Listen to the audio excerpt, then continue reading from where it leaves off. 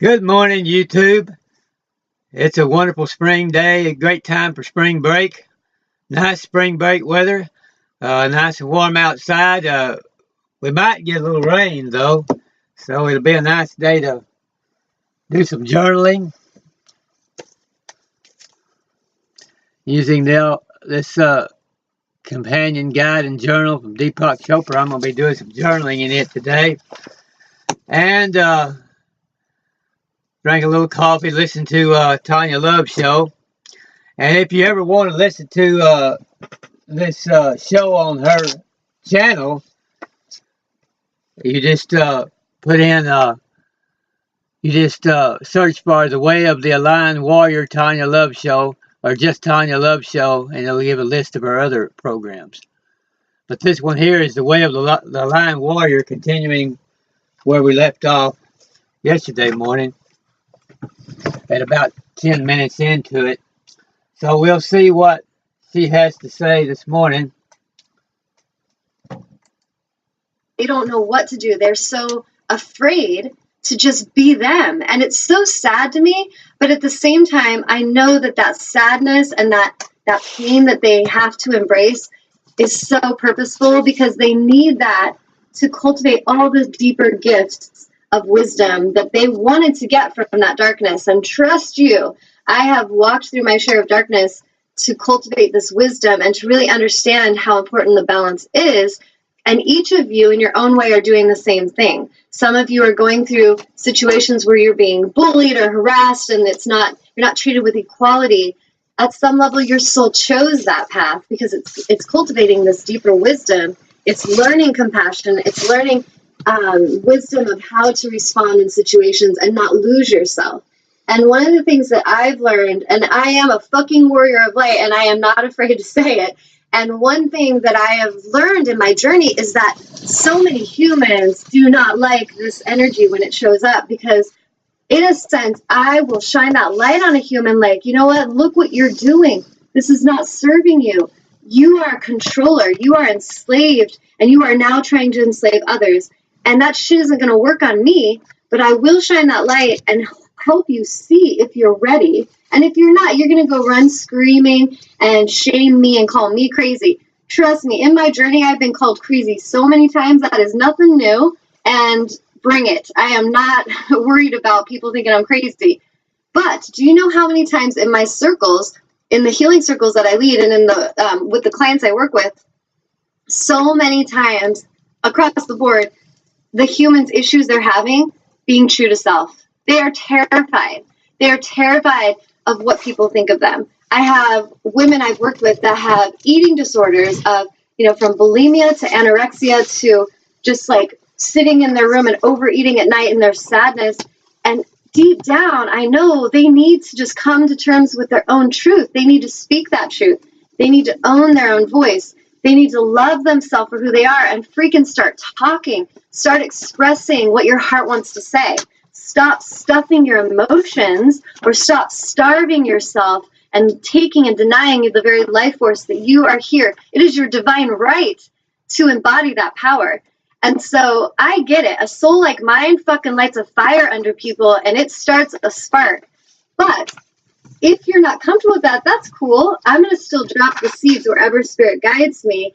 But, we need to come to this place where we stop saying that the ones who are the way showers and the ones who don't walk the same as us, the collective consciousness really loves to bully and harass and judge the ones that are trying to lead in the best way and help show another alternative way that's from honor and from reverence and from love. And throughout history, if you look it up, we've been called crazy. We've been burned at stakes. We've been drowned, set on fire. We've been, I'm sure you name it, it's been done. Beheaded. All these things happen. But the thing is that is never going to stop this evolution that is happening. There is a conscious shift happening. This consciousness is happening, and we are none of us going to stop it. And so what was so beautiful is the other night, if any of you have not seen the movie The Celestine Prophecy, I highly encourage you to see it. I'm actually really contemplating having a movie night for anybody local so they can come and watch it with us. But I highly recommend you write that down and you go watch that movie and read the book, because the book is going to take you deeper, as typically this happens, and the film will give you a lot of visuals. So I feel like both tools will be really helpful.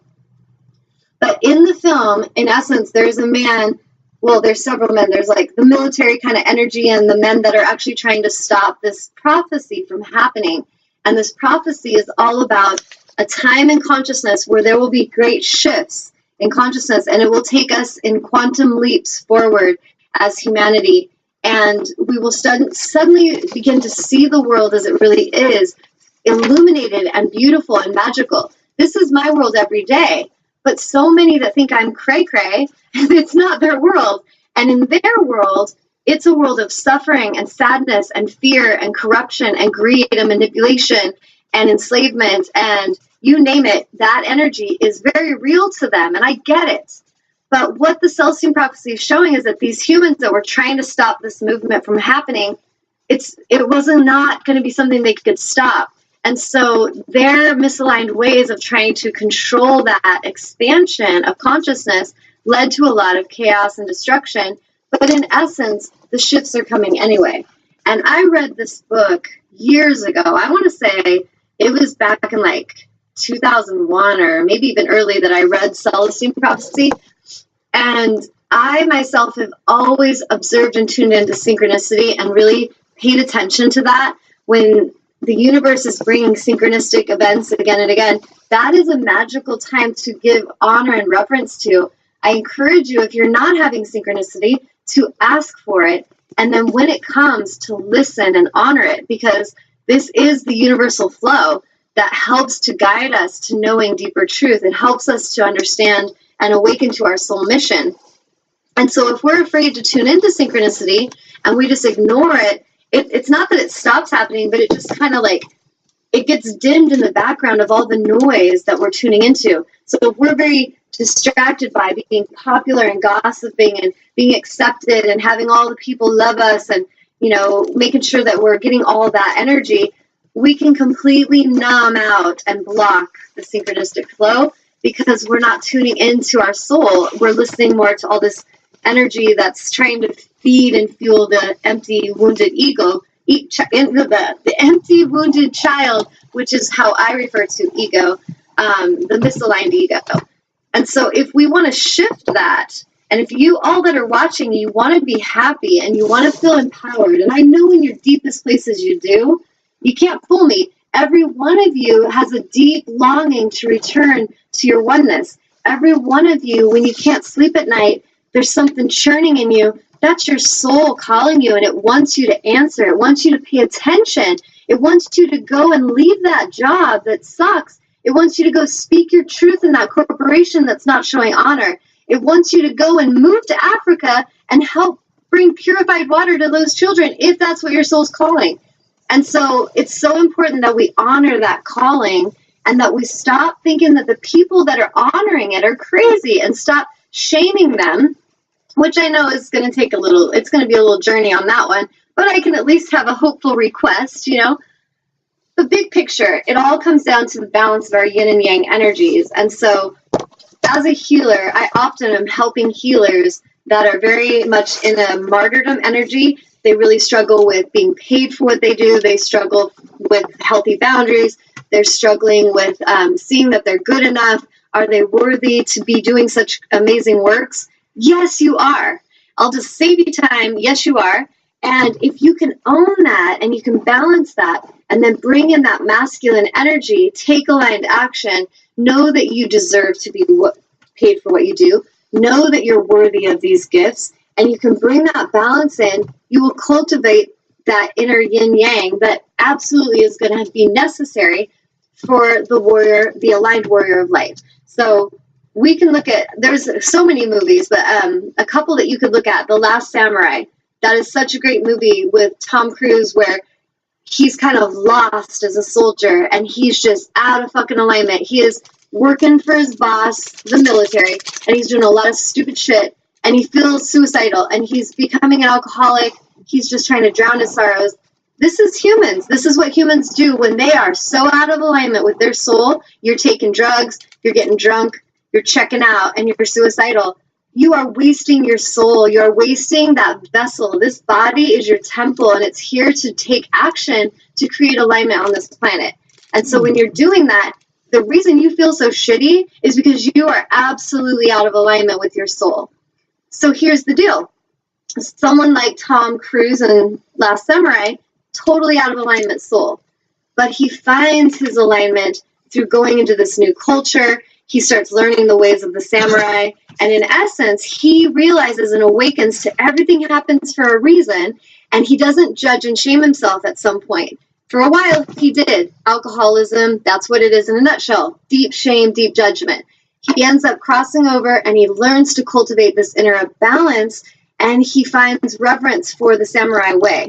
And he learns to fight like a warrior, but in alignment. Not being in the military and just being a warrior out of alignment, which makes him want to kill himself, but really a true warrior of light is all about the integrity. It's about honor. It's about alignment. And in that movie, he ends up changing his ways, and he ends up shifting himself, and he had to work at that, and he ends up cultivating the alignment he came to get. So this is what a lot of us have in common. We walk through darkness intentionally to learn from the extreme contrast and then come back to the middle way so that we can find balance. And it's all about the honor. I truly feel that is what is being called for on this planet. I observe how much humans withhold honor, withhold honesty, integrity, and we have to come into that alignment if we really feel we're going to make much difference. And so in the case of Tom Cruise, he was a soul that he did rectify things. He did realign in his journey, and he ended up doing everything he could to protect the samurai way. And in that movie, which is based on true story and history, samurais went down. And I look at that as like the warriors of light, the angels. We have come in many forms in lifetimes. We have shown up in Amazon times. We have shown up in Native American times, in the Mayan times, Egyptian. We have shown up many times to bring honor and balance and reverence to the planet and to help bring balance to that divine feminine that had been suppressed. And so if you really tune in right now and you really feel this in your soul, you know what I'm saying is truth, and you know that it means you got some shit to clean up, and it means all of us have to do that. I can't just do my work and shift and then walk around in a planet full of people that are out of alignment calling me cray-cray. That shit is not going to make anything better. And each of you, if you're waiting and you're procrastinating in that alignment, it's not serving you. It's why you can't sleep. It's why you feel unsatisfied. It's why you want to take drugs. It's why you're checking out and you'd rather be entertained than actually in alignment. And this is what we have to find balance with. So I'm going to take a pause because holy shit, I'm on fire. Any comments or questions coming in? Nope, not yet. Okay. So one of the cards that I'm going to read you is Divine Destiny. Let's see if you can see that. And a lot of synchronicity on this one. She has a Native American looking headdress. She has angel wings, and she's an Egyptian warrior, and she has a falcon on her arm. And I recently was talking to my daughter on a walk, and I was telling her how I really believe there was a time where I had like a pet bird of prey that would be on my left arm. And when I saw that card, I was like, what? Like the synchronicity of that, just the visual of something I just was energetically feeling and sharing with my daughter on a nature walk was kind of interesting. And that's how synchronicity works right there. So I'm going to read this card to you all, and then I will balance it with a Kuan Yin card. And I feel the two have very important aligned messages. So this one is spiritual work of the higher initiate. Divine destiny is the path of the divine warrior. The divine warrior guides you to your divine destiny. Divine warrior energy exists within men and women as the inner propulsion to continue with a worthy path even during times of difficulty. When faced with a challenge, a true warrior will summon more of him or herself to the cause. It might be more wisdom, focus, intelligence, or a surrender into the divine. The warrior within has great inner resourcefulness and determination. This part of you will lead you to spiritual success. And so if you really think about it, when you're fighting for some cause, it's not, you don't want to get to that place where you're like, oh, what's the point? And trust me, my soul's been there a few times where I'm like, is it even worth it? Like,